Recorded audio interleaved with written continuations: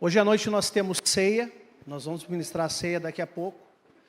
Mas eu não poderia deixar de falar sobre um tema que está muito no ar no dia de hoje, que é o tema eleições. Alguém pode dizer assim, pastor, mas chegou atrasada a tua palavra. Não, ela está na hora certa. Porque se fosse antes, talvez alguém pudesse interpretar mal essa palavra. Mas, na verdade, nós temos que falar sobre isso, porque ainda teremos oportunidade, eu estava dando uma olhada nos resultados, nós ainda teremos oportunidade no segundo turno de eleger o nosso próximo prefeito, né? Praticamente já está configurado um segundo turno, aqui em várias capitais, e hoje eu quero tratar um pouquinho sobre a importância disso. Eu sei que todo mundo tem acompanhado, e uma coisa que foi muito diferente nesse ano é que parece que os debates se tornaram programas de entretenimento e as pessoas estavam assim eufóricas, quando é que é o próximo debate? E municípios que nunca tiveram assim essa proporção se tornaram programação nacional, né? Algo assim que todo mundo, meu Deus, vai ter debate amanhã de tal cidade, enfim, você sabe o que eu estou falando, né?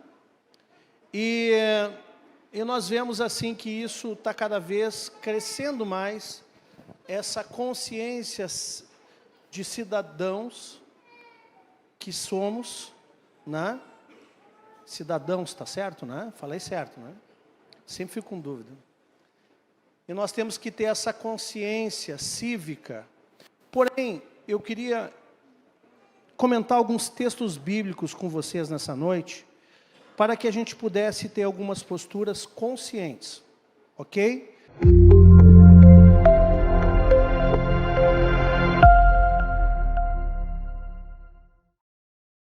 O primeiro texto que eu quero ler com vocês está em Romanos 13, versículo 1.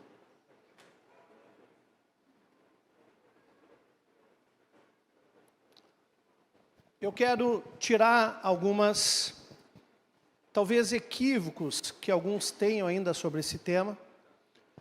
E a palavra diz assim em Romanos 13, Paulo está falando o seguinte, todo homem esteja sujeito às autoridades superiores, porque não há autoridade que não proceda de Deus. E as autoridades que existem foram por ele instituídas. Coloco 2 também. De modo que aquele que se opõe à autoridade resiste à ordenação de Deus, e os que resistem trarão sobre si mesmos condenação. Tá? Então vamos lá. Eu quero separar aqui e trazer um esclarecimento para ti, para você, que as autoridades elas são instituídas por Deus. Mas, quando eu falo em autoridade, nós estamos falando do estabelecimento, da instituição da autoridade. Não significa que aquela pessoa que está lá, investida, ela é a autoridade. Ela significa autoridade somente quando ela estiver naquela posição, naquela instituição, ok? Mas a defesa que Paulo está falando aqui, ele não está falando da defesa de uma pessoa.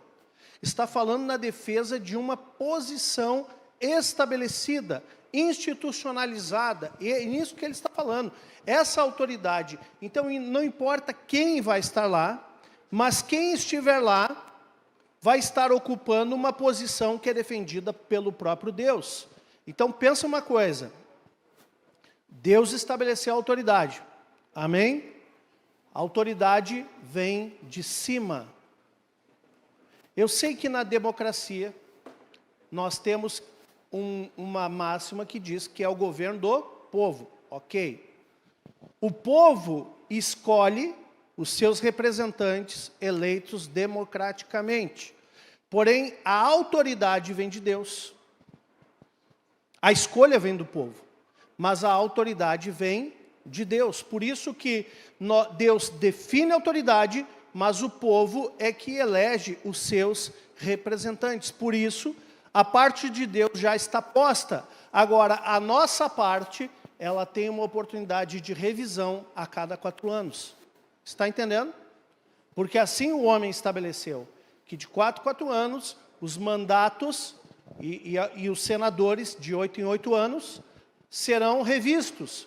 E a nossa parte é entender isso, amados, que nós precisamos, sim, como igreja, participar disso. Não existe nada mais político que dizer que a igreja não se envolve com política. Como nós poderemos influenciar a nossa sociedade se nós nos ausentarmos de cumprir o nosso dever cidadão de nos envolvermos com política? Não é possível. Nós, sim, só poderemos estar influenciando essa esfera da sociedade se nós ativamente nos envolvermos. Agora, preste atenção numa coisa. O que define quem nós devemos eleger não é partido, até porque a Bíblia diz que nós não devemos andar por partidarismo. Ah, se é partido tal eu voto, se é partido tal eu não voto. Não é a pessoa, porque nós não devemos idolatrar ninguém, ou colocar todas as nossas fichas numa pessoa, achando que aquela pessoa ela é infalível. Também não, esse não é o nosso critério.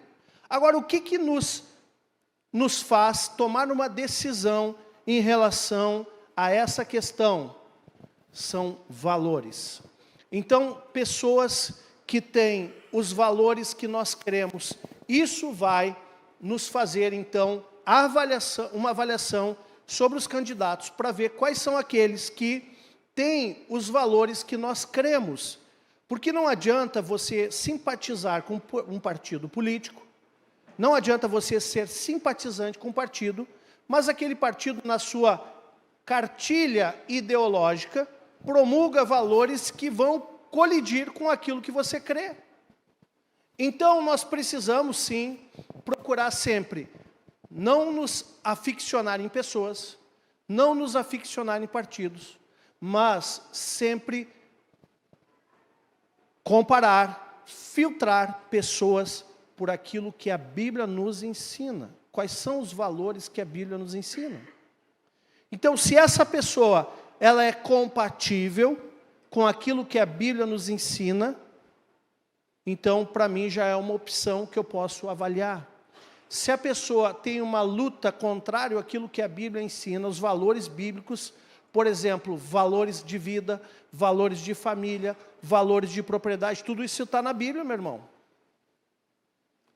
Se eu compatibilizo com um candidato onde eu encontro os valores que regem a vida dele, e não é só o discurso no tempo eleitoral, por isso que eu estou falando aqui depois que a eleição já acabou, mas ainda talvez tenhamos segundo turno.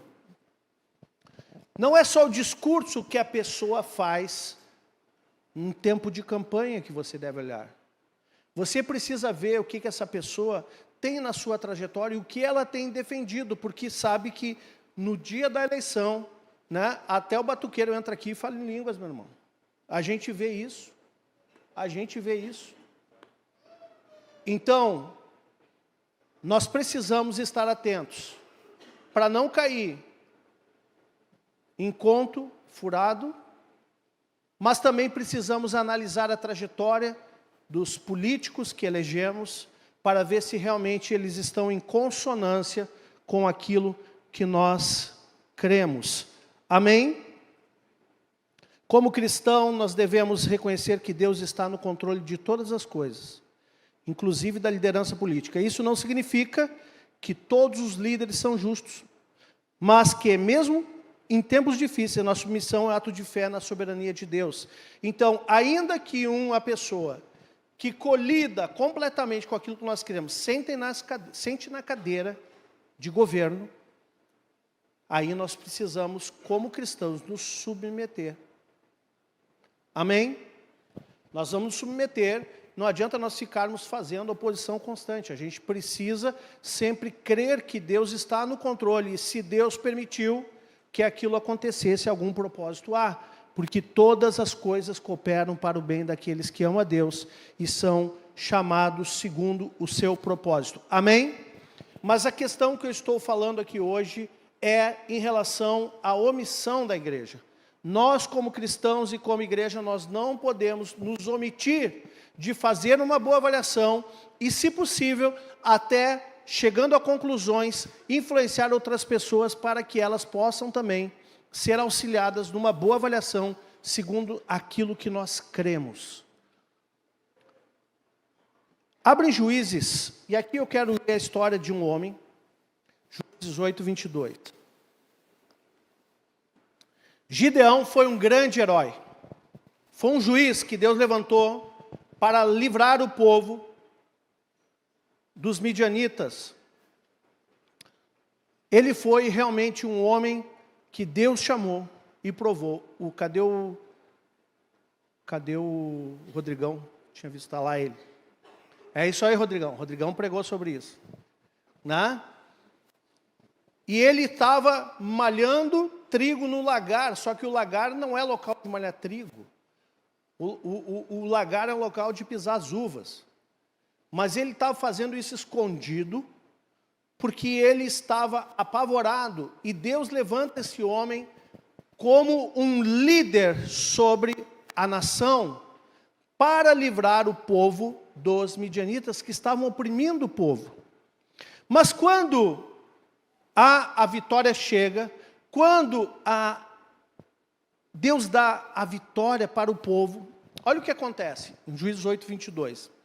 Então os homens de Israel disseram a Gideão: domina ou governa, diga, governa sobre nós, tanto tu como teu filho e o filho de teu filho, ou seja, estabelece, Gideão, uma linhagem de governo sobre nós. Porque nos livraste do poder dos midianitas. Beleza? Vocês conhecem essa história? E aí vamos ver o que Gideão responde. Vamos lá, 23. Porém Gideão lhes disse: não governarei ou não dominarei sobre vós, nem tampouco o meu filho dominará sobre vós. O Senhor vos dominará, ou seja, o Senhor governará. Aí você olha esse texto e pensa assim: uau, que sabedoria. Gideão foi: eu não vou governar, mas eu declaro que Deus vai governar o povo. Ou seja, ele quis implantar uma teocracia sem representação na terra. Ele quis implantar um governo de Deus, mas sem responsabilidade com esse Deus. Ele quis implantar um governo de Deus, uma teocracia onde Deus governa, mas não tem representante. E sabe que às vezes a igreja faz exatamente isso? Nós queremos o governo de Deus na terra, mas sem representantes. Ou seja, nem nós representamos o governo e nem nós colocamos pessoas lá que representam esse reino. É uma teocracia sem representação, sem representatividade. E aí, o que aconteceu foi que, embora Gideão não tenha aceitado esse governo, ele se omitiu, jogou para Deus, informalmente ele viveu como rei, ele ficou muito rico, vivendo como rei, fazendo um governo informal, sem responsabilidade. O povo caiu profundamente em adultério e idolatria. Gideão acabou tendo ali muitas mulheres também, porque os reis da época tinham esse costume. E ele acabou se envolvendo com todas essas coisas e acabou se perdendo. Ele e a sua linhagem. A omissão dele custou caro para ele, para a família dele e para o restante do povo. E aí, queridos, eu vejo que muitas vezes a igreja assume essa postura também, de simplesmente, vou jogar para Deus, né? Joga para o céu. Alguém já ouviu essa expressão? Deus no controle, joga para o céu. Assim como o ímpio diz, ó, joga para o universo, muitas vezes o crente fala, joga para o céu, né? Então, embora essa recusa de Gideão pareceu nobre, né? Na prática criou um vácuo na liderança, a não estabelecer uma estrutura justa e não preparar sucessores adequados para liderar o povo após sua morte. Isso abriu espaço para o surgimento de Abimeleque, que usou manipulação para se tornar o rei.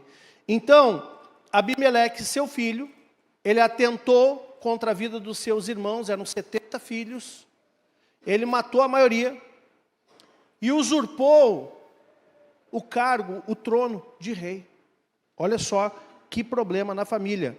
Então, como nós podemos aplicar isso? Nossa liderança como governo de Deus na terra, porque nós, se temos o rei em nós, nós governamos com ele nessa terra, amém? Quando Deus chama o homem, ele diz, olha, vou fazer conforme a minha imagem, segundo a minha semelhança, e ele deu um comando, ó, domine sobre as aves no céu, domine sobre os peixes do mar, domine sobre os animais na terra, ou seja, Deus estabeleceu governo para o homem na terra, mas quando o homem, ele se omite em governar, aí os problemas começam a acontecer, né? Então, Gideão se omitiu e não governou, ele negligenciou, e aí o que acontece? Começou a se levantar uma oposição contra ele. E aí, nós temos a parábola de Jotão. Abre em Juízes 9. Jotão era o filho mais moço de Gideão, que conseguiu escapar da espada de Amaleque. Coloca, por favor, Juízes 9, versículo 7.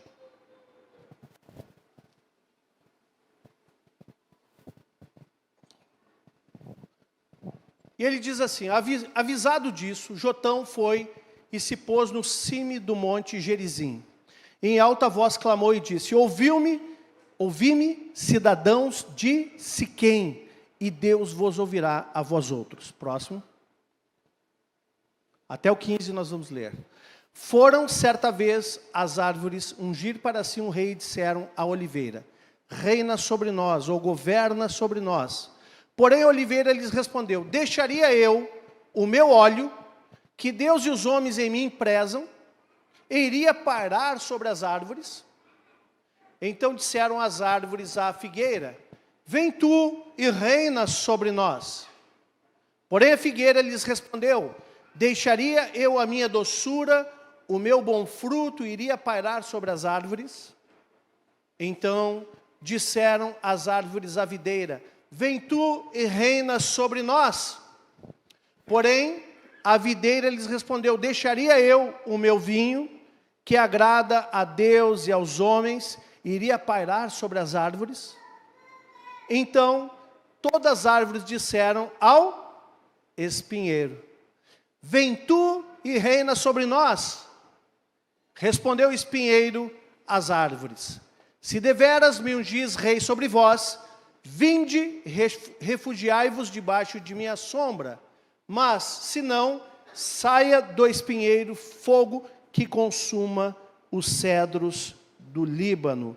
Então, esse Jotão, ele trouxe essa parábola, né, sobre eles, para mostrar que, na verdade, todos aqueles filhos de Gideão, ou o próprio Gideão, que tinha ali uma capacidade de servir, uma capacidade de fazer algo para o povo, uma capacidade de mudar a sorte do povo, se omitiram em querer reinar. E aí o que acontece foi que quando o justo se omite, o espinheiro se levanta e vem reinar no lugar do justo. E nós temos visto no Brasil isso acontecer já há bastante tempo. Nós temos visto muitos espinheiros que aparentemente, ele diz ali, olha, venham debaixo da minha sombra, só que o espinheiro não tem capacidade de dar sombra para ninguém. Pelo contrário, o espinheiro é aquele que vai acabar machucando, ou no caso ele falou que saia fogo. Quando os justos se omitem, eles acabam tendo que aguentar o espinheiro. E depois não adianta chorar. Só que tem que fazer depois? Se sujeitar. Se o espinheiro se assenta no trono, o justo precisa se sujeitar. Não adianta reclamar. A possibilidade de você fazer alguma coisa é quando chega o tempo da escolha. Mas depois que a urna fecha, depois que a apuração é feita, não adianta chorar, meu irmão. Você vai precisar aceitar e se sujeitar. Não adianta ficar atacando. Então, o momento que nós temos de fazer boas escolhas é o momento da oportunidade. Amém? Você está entendendo isso? O que simboliza cada árvore dessas? Eu fui dar uma pesquisada. A oliveira e o óleo representam uma liderança produtiva que traz paz e prosperidade, né? O óleo, ele representa a unção, ele representa o Espírito Santo, mas em alguns exemplos ele representa também paz, ele também representa provisão, prosperidade. Figueira e figo, né? Era uma árvore muito importante naquela época. Simboliza também sustento, generosidade, bondade. Algo que alimenta, que traz satisfação. A videira e o vinho, né? Para nós aqui é parreira, mas lá é videira, né? Em outros lugares, né? Representa alegria, celebração e comunhão com Deus, né? E o espinheiro, o que representa o espinheiro? Representa uma liderança destrutiva, que oferece promessas vazias e traz ruína sobre o povo. O espinheiro não tem sombra real, assim como um líder egoísta não traz segurança e justiça sobre o povo. Então, o povo de Siquém, naquela época, fez uma escolha errada ao escolher Abimeleque, que era filho de Gideão, como rei, assim como as árvores da parábola que aceitaram o espinheiro.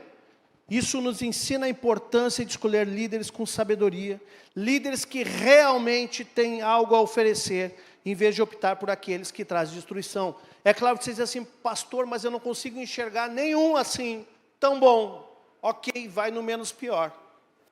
Infelizmente, muitas vezes a gente tem que sempre optar pelo menos pior. Se você tem que escolher entre o ruim e o muito ruim, escolha só o ruim. Amém? Porque o muito ruim é pior que o ruim. Ok? Não existe líderes perfeitos. Não existem. Mas, se a gente puder fazer uma avaliação e escolher os líderes de acordo com valores, esse é o melhor dos mundos. Esse é o sonho, talvez até meio utópico, mas é o sonho. Olha, vamos escolher esse líder aqui, porque realmente esse governante, ele tem essas credenciais que nós cremos. E eu não estou aqui apoiando candidato nenhum, viu? Eu estou aqui trabalhando valores. Por isso que você precisa conhecer a palavra e conhecer quem você vota. As duas coisas são necessárias, para que você não coloque o espinheiro e depois fique chorando. Ah, mas o fulano ganhou, e agora? E agora obedece. Simples assim. Qual foi a consequência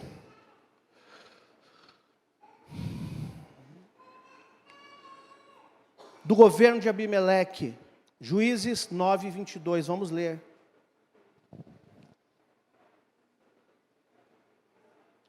Juízes 9, 22.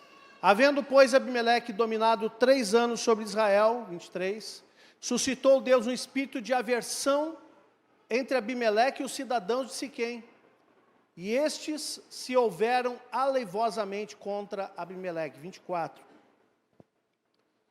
Para que a vingança da violência praticada contra 70 filhos de Jerubaal, que é Gideão. Jerubaal foi um nome dado a Gideão quando ele derramou o poste ídolo de Baal. Então, eles pegaram uma versão por causa de toda violência praticada contra os 70 filhos de Gideão. E o seu sangue caísse sobre Abimeleque, seu irmão, que os matara, e sobre os cidadãos de Siquém, que contribuíram para que ele matasse seus próprios irmãos. Olha só, o povo enganado. Eles permitir o governo de um homem que matou seus próprios irmãos. Nós vemos isso em países que hoje estão vivendo uma verdadeira carnificina, com governos totalitários, onde o próprio povo é esmagado por um governo, e aquele que elegeu, aquele que está lá, perde o seu irmão. Nós temos visto isso acontecer na atualidade, e nós não queremos esse tipo de governo aqui no Brasil. Nós queremos sim paz, tranquilidade. A Bíblia diz que quando o justo governa, o povo se alegra, mas quando o injusto governa, o povo geme. E nós vemos nações da terra gemendo. Mas eu creio que o Senhor vai nos guardar, amém? Mas tem uma parte que nos envolve, amados. Por isso estou trazendo aqui esse entendimento. Nós não podemos, como igreja, caminhar o caminho da omissão. Não podemos trilhar esse caminho da omissão. Pelo contrário, nós precisamos promulgar valores e incentivar pessoas a fazerem o mesmo.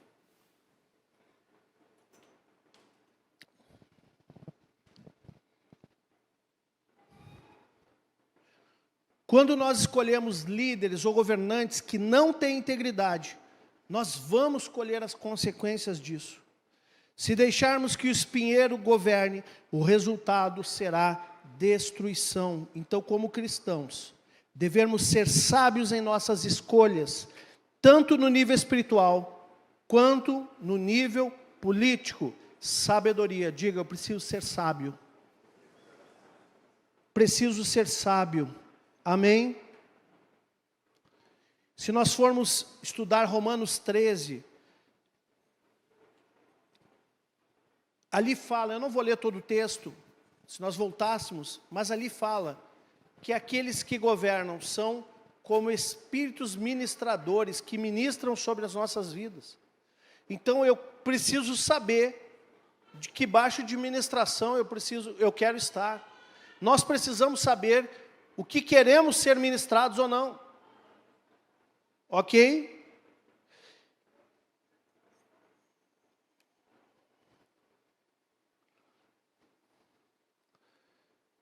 Amém. A omissão na liderança e a falta de preparação geram caos. Devemos estar atentos ao nosso papel de preparar e escolher líderes que são tementes a Deus. Precisamos discernir entre espinheiros e as oliveiras, figueiras e videiras da vida. Devemos procurar governantes que produzam bons frutos, como promovem paz, promovem sustento, promovem alegria, e não aqueles que trazem apenas destruição e divisão. E o meu intuito com essa palavra hoje é te alertar, é te trazer consciência, é te responsabilizar, e para que nós não sejamos omissos como aquelas árvores foram, ou como alguns filhos de Gideão e o próprio Gideão. Eu quero te responsabilizar nessa noite. Nós temos sim responsabilidade com o que acontece sobre a nossa terra, sobre o nosso solo. Nós não vamos mudar a instituição da autoridade de Deus, mas nós podemos decidir quem vai estar lá. E nós podemos trabalhar por isso.